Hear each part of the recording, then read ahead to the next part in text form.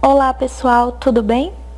Hoje eu vou estar falando de tecido sanguíneo ou hematopoético e da fisiologia dos elementos que compõem este tecido.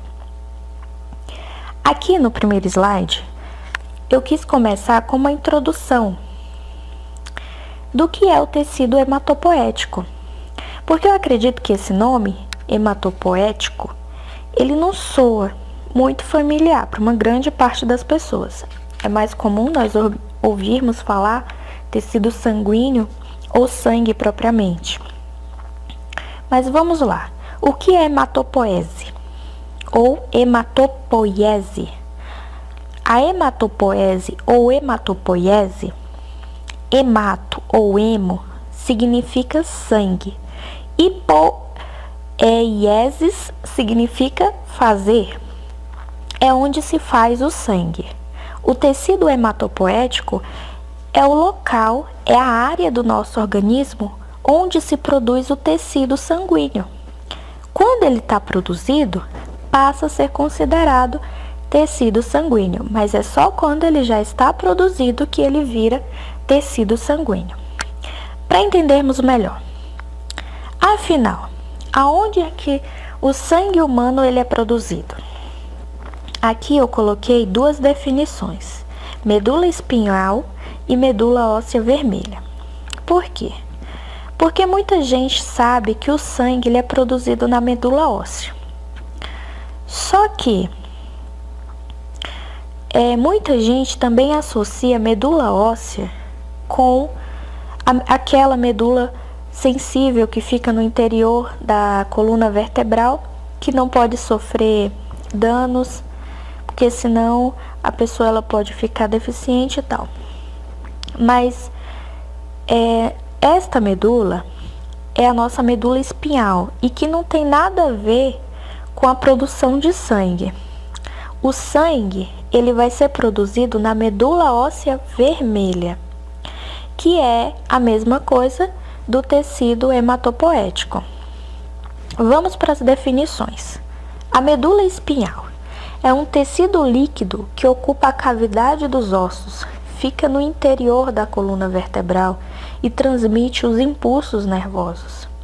A medula óssea vermelha é um tecido gelatinoso, encontrado no interior dos ossos, conhecida popularmente como tutano. Ela contém as células-mãe responsáveis pela fabricação e maturação das células sanguíneas. Então, é na medula óssea vermelha que o sangue ele vai começar a ser produzido. Vai ser produzido e vai ser maturado.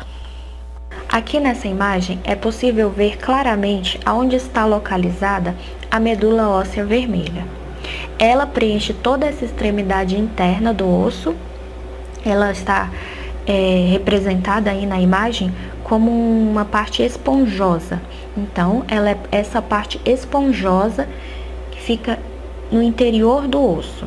Como vimos no slide anterior, medula óssea vermelha é a mesma coisa que tecido hematopoético ou hematopoético. Ela é encontrada em ossos longos como fêmur, húmero, tíbia, enfim, e ossos chatos como os ossos da pelvis ou escápula. Temos que saber aqui que a medula óssea vermelha, ela vai originar as células sanguíneas. Primeiro, ela vai dar origem a uma célula-mãe. Essa célula-mãe vai originar ou uma célula linfóide ou uma célula mieloide. A célula mieloide, ela vai fabricar e vai maturar as hemácias, plaquetas e neutrófilos. Só que com as plaquetas, gente, eu vou estar explicando mais à frente cada uma dessas células aqui, todas as células sanguíneas. Mas as plaquetas, elas são fragmentos de células especiais, chamadas megacariócitos. A célula mieloide, ela é responsável pela origem, ela origina também essa célula especial, chamada megacariócito, que vai se fragmentar e vai gerar as plaquetas. Mas o que temos que saber aqui é que é da célula mieloide que surgem esses três tipos de células sanguíneas: hemácias, plaquetas e neutrófilos. E a célula linfóide, ela vai ser responsável, vai originar os linfócitos, que são as principais células de defesa, são as células responsáveis pela nossa imunidade. Eles que identificam os antígenos, corpo estranho, e assim produzem a defesa do organismo, as imunoglobulinas. Tudo isso eu vou estar falando mais detalhadamente à frente. O que eu quero deixar claro aqui é que com os linfócitos o processo é um pouquinho diferente, porque eles, assim como as demais, serão fabricados, digamos assim, pela nossa medula óssea vermelha.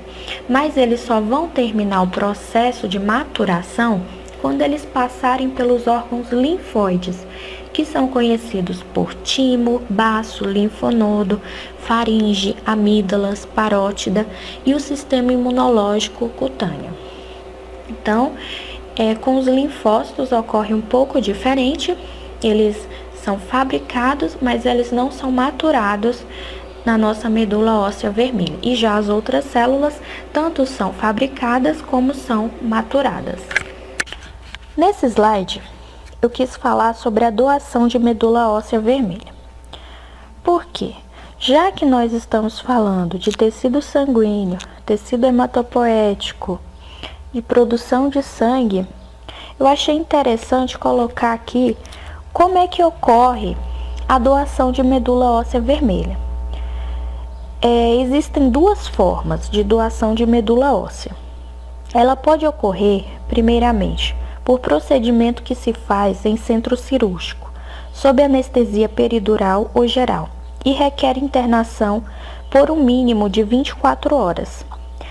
Nos primeiros 3 dias após a doação, pode haver desconforto localizado, dor, de leve a moderado, que pode ser amenizado com o uso de analgésicos e medidas simples.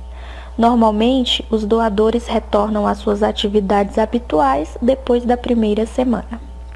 E a segunda forma é a doação de medula óssea pelo sangue periférico, ou por aferese. O doador toma um medicamento que faz com que as células tronco da medula óssea migrem em direção à corrente sanguínea e uma máquina específica no banco de sangue que vai fazer o processo de retirada dessas células.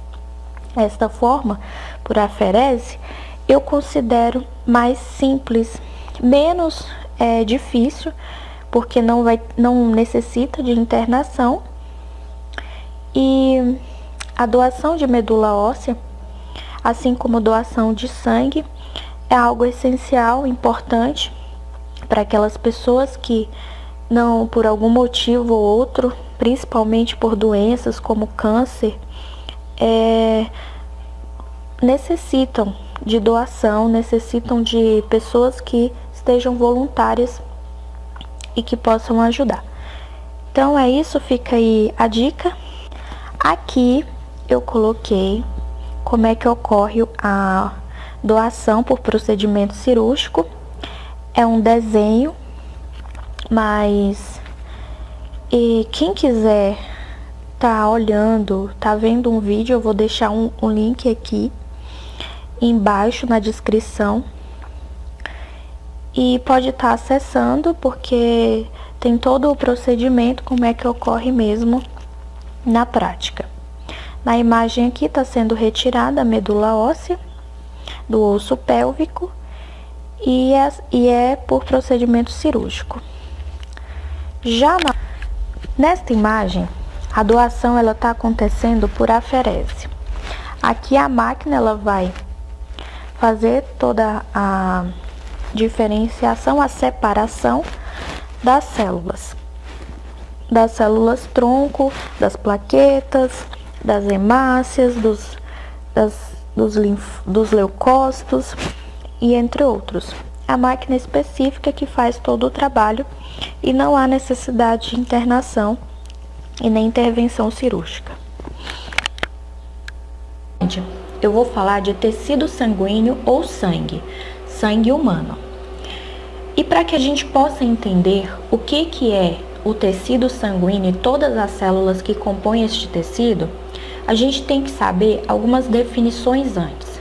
Então, a primeira delas, a definição de tecido sanguíneo é: o sangue humano é um tecido conjuntivo, constituído por uma fase líquida, que é a sua maior porção, e por uma fase sólida.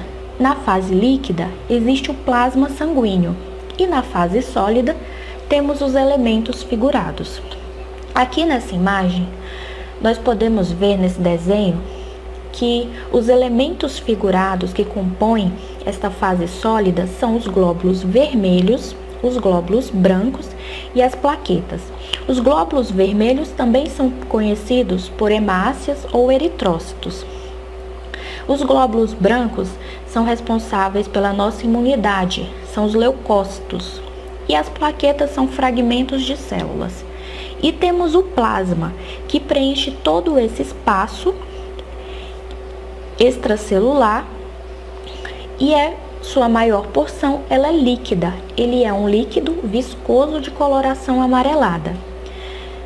Eu vou estar falando mais à frente, bem detalhadamente, sobre todas essas células e do plasma também, que compõem o nosso tecido sanguíneo. Mas o que eu quero explicar aqui é o que é, aliás, por que o sangue humano, ele também é um tecido conjuntivo. Vamos ver a definição de tecido conjuntivo. Ele caracteriza-se por apresentar células distanciadas entre si em maior ou menor grau, e no espaço entre elas é preenchido por uma substância intercelular. Então, da mesma forma, o sangue, ele é preenchido pelo plasma, no espaço entre as células sanguíneas há o plasma que preenche. Por isso que o sangue, ele é, na sua maior porção, líquida e bem vermelho, porque temos a hemoglobina que está presente na hemácia. Mas isso eu vou estar falando bem mais à frente. Porção acelular ou plasmática. Vamos ver o conceito. É a matriz extracelular do tecido sanguíneo. É um líquido viscoso com coloração amarelada, como podemos perceber aí na imagem ao lado, que é uma bolsa que contém somente plasma sanguíneo e é constituído por aproximadamente 90% de água e 10% de substâncias dissolvidas, principalmente íons como sódio, cálcio, potássio, magnésio, cloro, etc. Proteínas como albumina, fibrinogênio e imunoglobulinas, responsáveis pela nossa imunidade. Nutrientes como a glicose, aminoácidos, lipídios, vitaminas e entre outros. Gases como o dióxido de carbono e o oxigênio. E excreções como amônia e ureia. Então, o plasma sanguíneo, ele também contém essas substâncias dissolvidas nele, que são os íons, as proteínas e todas essas que eu acabei de falar. Porção celular. Quais são os elementos que compõem a porção celular do sangue? Então, nós temos os elementos figurados, que são 3 tipos básicos de células. As hemácias, também chamadas de eritrócitos ou glóbulos vermelhos, os leucócitos ou glóbulos brancos e as plaquetas, que são fragmentos de células, pedacinhos de uma grande célula chamada de megacariócito, que não existe mais. Estes são os elementos que compõem a parte celular do nosso tecido sanguíneo. Aqui nessa imagem nós temos todos os elementos do tecido sanguíneo representados em desenho. Temos a porção acelular, que é a plasmática, e a porção celular. Eu acredito que mesmo em desenho vai facilitar a visualização para que a gente possa entender mais ainda as células do nosso tecido sanguíneo. Aqui neste tubo de ensaio nós temos na coloração amarelada o primeiro líquido, que é o plasma sanguíneo. Logo vem o líquido da cor cinza, acho que é cinza, está representado pelos leucócitos e as plaquetas. E na última porção temos as hemácias, que são os eritrócitos.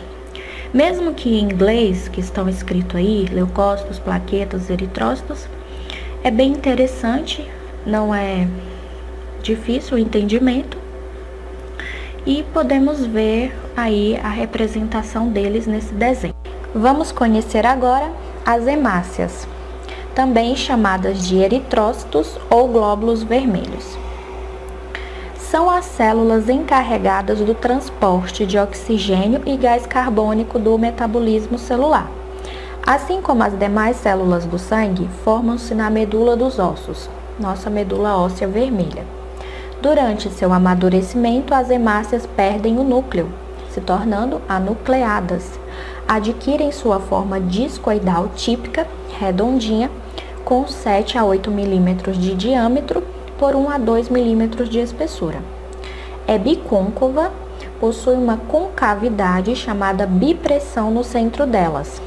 Esse afundamento aqui, como mostra nessa imagem, no canto inferior do slide, é este afundamento.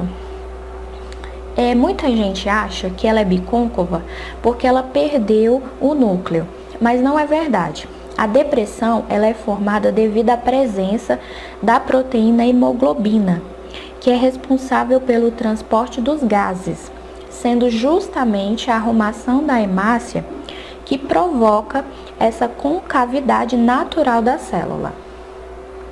O interior da hemácia, como eu acabei de falar, de uma hemácia madura, é quase totalmente preenchido por uma proteína de cor vermelha intensa, rica em ferro, a hemoglobina, no qual a função é capturar o gás oxigênio nos pulmões e distribuí-lo a todas as células do corpo.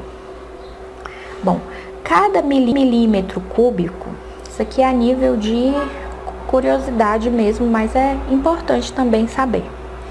Cúbico de sangue possui entre 4,5 e 5 milhões de hemácias. Ou seja, em uma pessoa adulta circulam cerca de 30 milhões de hemácias. O que é interessante também é que isso significa que se nós tivéssemos um cubinho com 1 milímetro de aresta, neste cubinho caberiam 4,5 a 5 milhões de hemácias. E esse quantitativo é baseado no nível do mar. Quer dizer que à medida que nós subimos, vamos para uma região mais alta, esse quantitativo de hemácias tende a aumentar, pois à medida que se sobe, a quantidade de oxigênio ela diminui. Então, as hemácias têm que ser responsáveis pelo transporte do oxigênio, não é verdade? Então, dessa forma, obriga a nossa medula óssea vermelha a aumentar a produção de sangue, de mais células sanguíneas. Aqui nós temos os leucócitos, conhecidos também por glóbulos brancos. Quem são eles? Eles constituem um exército de defesa do organismo contra invasões de agentes estranhos. São células esféricas e nucleadas, com um diâmetro cerca de 2 vezes maior do que os das hemácias. Existem 2 grandes grupos de leucócitos, os chamados de agranulócitos ou agranulosos e os granulócitos ou granulosos. A grosso modo quer dizer ter ou não ter grãos. Mas ambos possuem esses grãos, porém com os agranulócitos ou agranulosos o número é bem menor e eles não são visíveis no citoplasma destas células. A diferença é essa, mas ambos possuem esses grãos. E quem são esses grãos? São os lisossomos, que tem o significado que eu coloquei aqui para o nosso entendimento. Lise quer dizer quebra, destruição. São as bolsas membranosas, organelas, que contêm enzimas capazes de digerir substâncias orgânicas. São eles que vão fazer o processo de fagocitose, de destruição do corpo estranho encontrado no organismo. Primeiro vamos começar pelos granulócitos ou granulosos.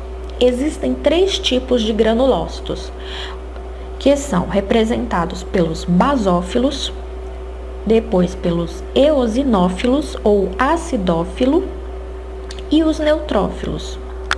Quando se olha uma gota de sangue no microscópio, a única célula visível é a hemácia, porque ela é vermelha devido à presença da hemoglobina. Os leucócitos são brancos, daí a palavra leuco, que é igual a branco.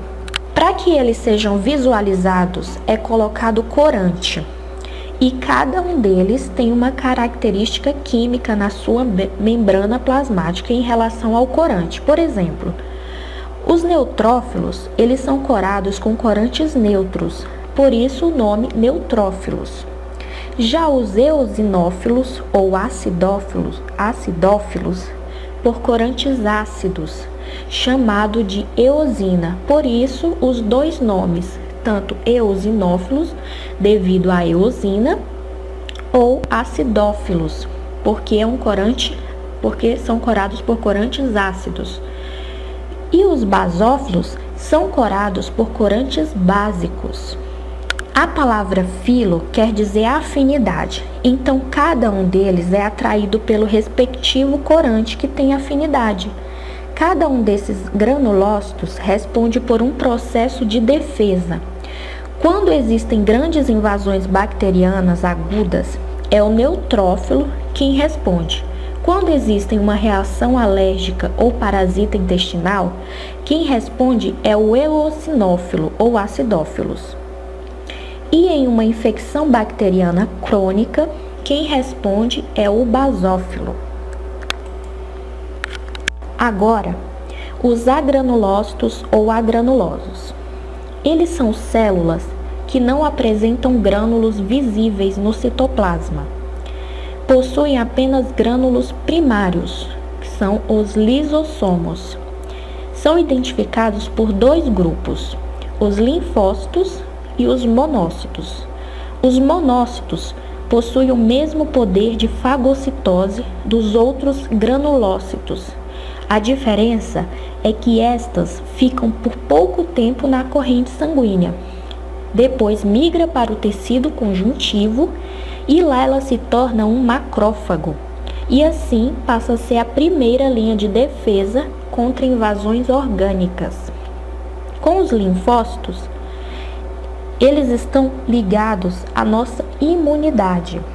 Eles identificam o que não pertence ao corpo humano, os chamados antígenos, e produzem a defesa do organismo, o anticorpo, que na verdade é uma imunoglobulina, que produz proteínas com a capacidade imunológica. Os linfócitos, eles são produzidos pela nossa medula óssea vermelha, mas eles não são maturados lá. Eles só terminam esse processo de maturação quando eles passam pelos órgãos linfóides, conhecidos como timo, baço, linfonodo, faringe, amígdalas, parótida e o sistema imunológico cutâneo. Existem 2 tipos de linfócitos, o T e o B.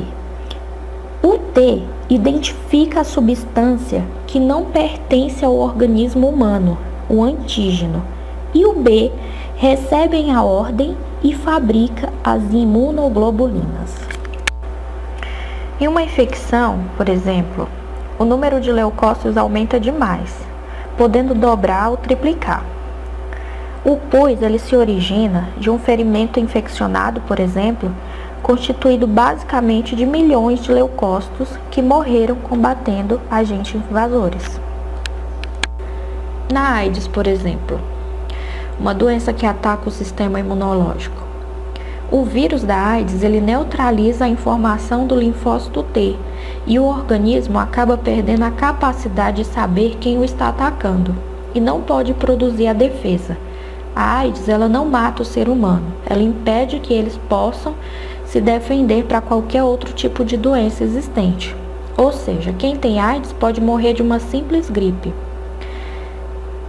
E aí fica o dia para lembrar o Dia Mundial da Luta contra a AIDS, é o dia de 1º de dezembro, e a melhor forma de se prevenir de se evitar o vírus da AIDS é a prevenção. Prevenção com camisinha, com sexo seguro, de preferência. Agora aqui nós vamos conhecer as plaquetas.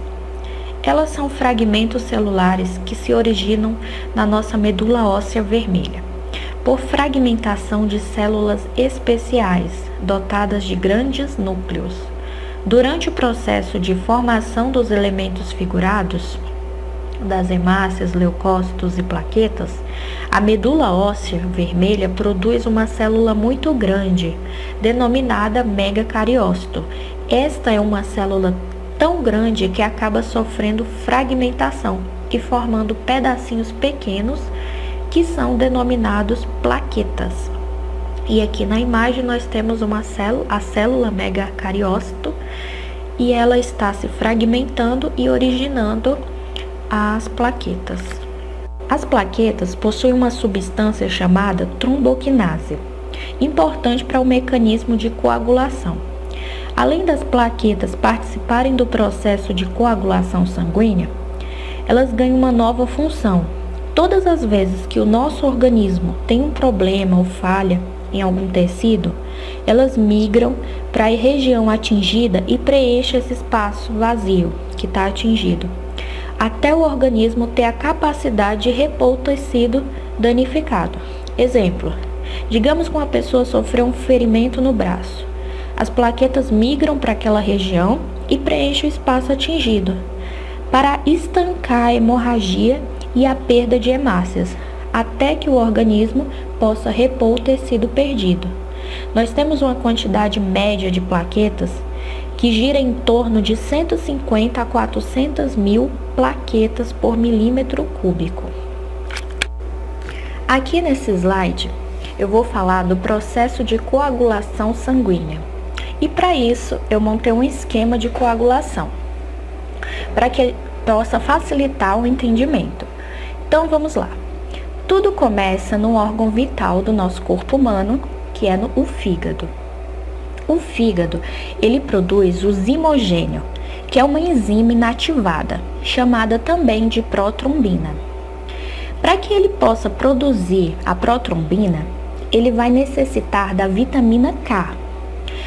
A protrombina vai ficar inativada pela ação da heparina, que é o nosso anticoagulante natural.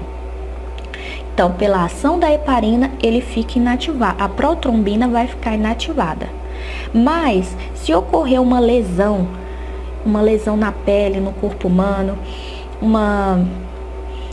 machucado, as plaquetas, elas vão liberar a tromboquinase. A tromboquinase, ela vai inibir a ação da heparina, permitindo que a protrombina se ative e se transforme em trombina. O prefixo pro é igual a 2 aminoácidos a mais.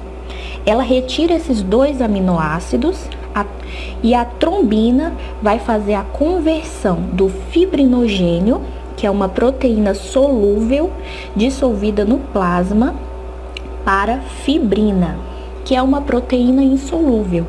A fibrina tem por finalidade formar uma rede que bloqueia os glóbulos sanguíneos, provocando assim o tamponamento da região onde está ocorrendo o sangramento. Para que haja a conversão de protrombina em trombina e fibrinogênio em fibrina, existe a necessidade de se ter um catalisador iônico, que é chamado de cálcio. Lembre-se, o fibrinogênio existe dissolvido dentro do sangue humano. A fibrina não. Ela só vai aparecer por ocasião de uma lesão. Então, é assim que ocorre todo o esquema de coagulação do sangue. E assim eu finalizo esta videoaula. Quem gostou, dê um joinha. Beijo e até a próxima.